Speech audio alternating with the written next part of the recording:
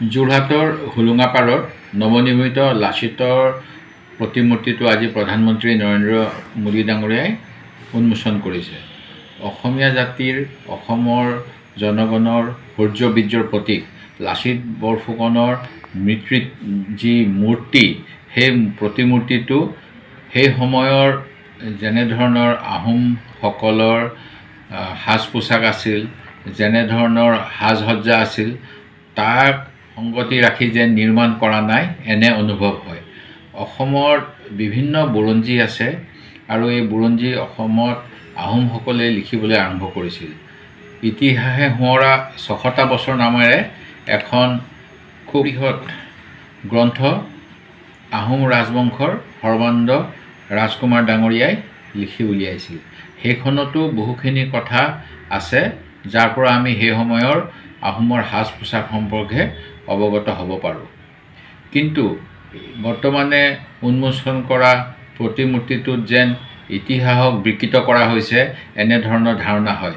কোনোৱে অসংবাদী আৰু স্বৈৰাচাৰিক চিন্তা চেতনাৰে ইয়াক যেন কৰিছে এনেধৰণৰ আমাৰ অনুভৱ হৈছে। অতি দৃষ্টিকটুভাৱে লাচিত বৰফুকনৰ শৰীৰত ধুতি পিন্ধোৱা হৈছে, পাঞ্জাবী পিন্ধোৱা হৈছে আৰু ভৰিত আড়ম্বৰী জোতা পিন্ধোৱা হৈছে।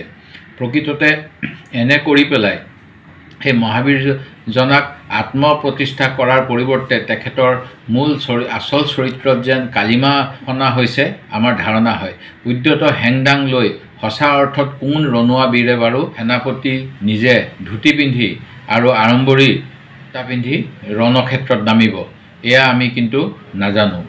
আমি তেখেতৰ প্ৰতিমূৰ্তি দেখি আচৰিত হৈছোঁ আৰু দেহৰ গঠন আৰু মুখৰ আকৃতিৰ বিষয়েও বিভিন্নজনে সমালোচনা কৰিছে। আহোম যুগত আজিৰ দৰে যাৰ যি মন যায় তেনে সাজপাৰ সকলোৱে পিন্ধিব নোৱাৰিছিল। কপাহী, এৰী, মুগা আদি কাপোৰ সৰ্বসাধাৰণৰ সৰহসংখ্যক লোকে ব্যৱহাৰ কৰিছিল আৰু দুই চাৰিয়ে পাট আৰু মেজাংকৰি কাপোৰ ব্যৱহাৰ কৰা বুলি ইতিহাসৰ পাতত পোৱা যায়। আহোমৰ পূৰ্বপুৰুষসকলে চুৰিয়া পিন্ধা নাছিল।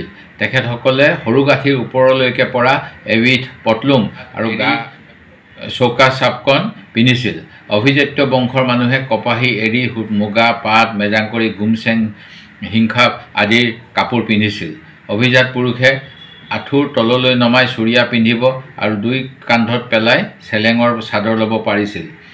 কিন্তু বৰ্তমানৰ যি লাচিত বৰফুকনৰ প্ৰতিমূৰ্তি উন্মোচন কৰা হৈছে, ইয়াত যেনেধৰণে ধুতি পিন্ধোৱা হৈছে, এই ধুতি কেতিয়াও আহোম সেনাৰ সেনাপতিৰ পিন্ধা নাছিল আৰু এই তথ্য নিশ্চিতভাৱে অসমৰ বিভিন্ন বুৰঞ্জীত পোৱা যাব। ঠিক তেনেকৈ যিসমূহ জোতা সেই সময়ত পোৱা গৈছিল, সেইবিলাক হয় চামৰাৰ এনেকুৱা ৰছী লগোৱা অথবা অন্য ধৰণৰ এনেধৰণৰ জোতা আছিল বুলি আমি গম পাওঁ। ঠিক তেনেকৈ এনেকুৱা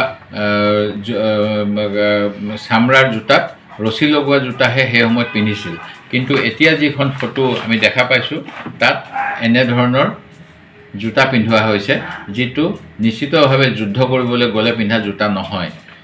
মই সেয়েহে এই যি ভুল কৰা হৈছে, ইয়াৰ যোগেদি ইতিহাসক বিকৃত কৰিব বিচৰা হৈছে আৰু এইখিনি ক্ষেত্ৰত প্ৰশাসনক কেতবোৰ বুদ্ধিজীৱীও সহায় কৰিছে।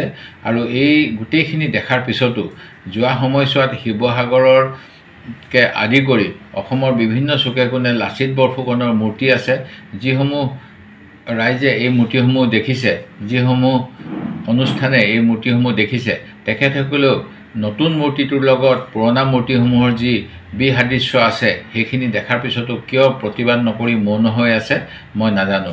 সেয়েহে মই অসম চৰকাৰক অনুৰোধ জনাইছোঁ যেন ইতিহাস বিকৃত তেওঁলোকে নকৰে আৰু আহোমসকলৰ অসমীয়াৰ মান মৰ্যাদা থাকিব পৰাকৈ প্ৰতিমূৰ্তিটোৰ সংশোধন কৰাৰ ব্যৱস্থা কৰে।